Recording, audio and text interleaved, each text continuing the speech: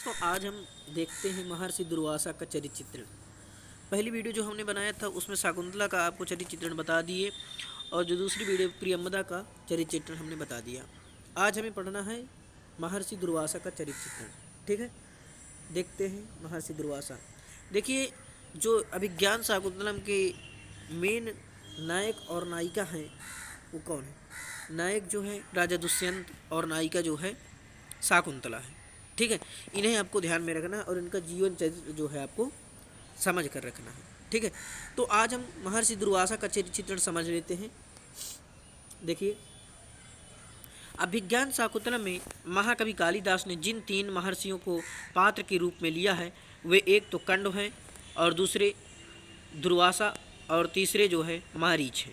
महर्षि दुर्वासा का उपयोग उन्होंने शाकुंतला को श्राप देने और फिर से शाप मुक्त होने का उपाय बताने में किया है।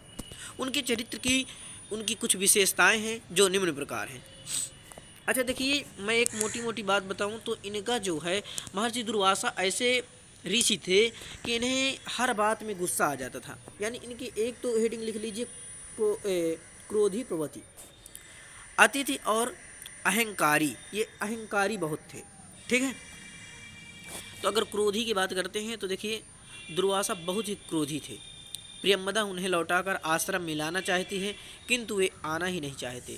प्रियम्बदा उन्हें प्रकृति वक्र कहती है। प्रकृति वक्र यानी जो जन्म से, प्रकृति वक्र का मतलब ये होता है कि जो जन्म से टेढ़े हैं, यानी कोई बात हो या ना हो वो तुरंत नाराज हो जाते हो, उन्हें कहते हैं प्रकृति वक्र, जो जन्म से टेढ़े होते हैं।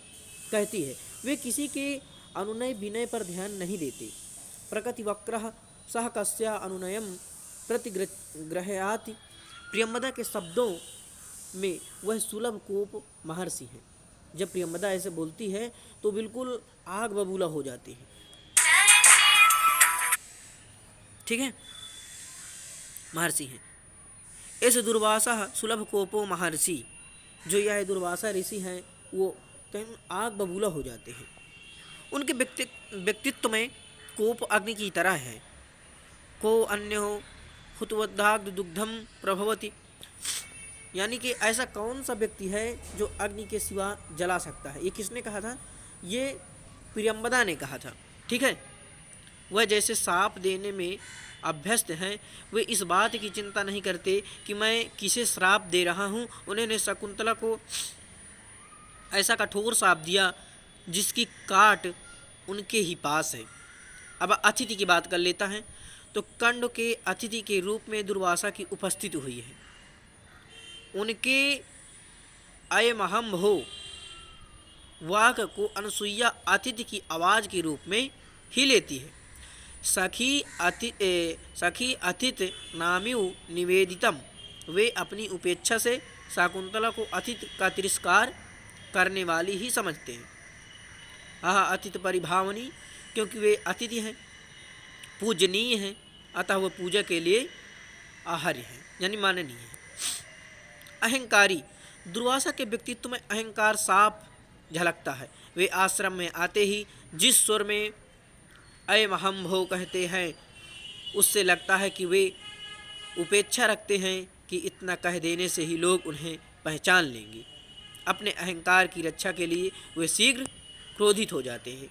तो ये जो ऋषि दुर्वासा थे ये बहुत ही क्रोध प्रवृत्ति के थे। आप इतना ध्यान दे लीजिए और इसके बाद आप लिख सकते हैं। अब अगली जो वीडियो हम बनाएंगे उसमें गौतमी का चरित्र चित्रण पढ़ना है। फिर देखिए विदूषक आ जाता है। विदूषक के बाद हम एक एक जो पढ़ेंगे, अभी सारंगरव और इसके बाद शारद्वाज, एक एक चरित्र चित्रण इनका पढ़ना है ताकि हमें आगे जो है दिक्कत ना हो।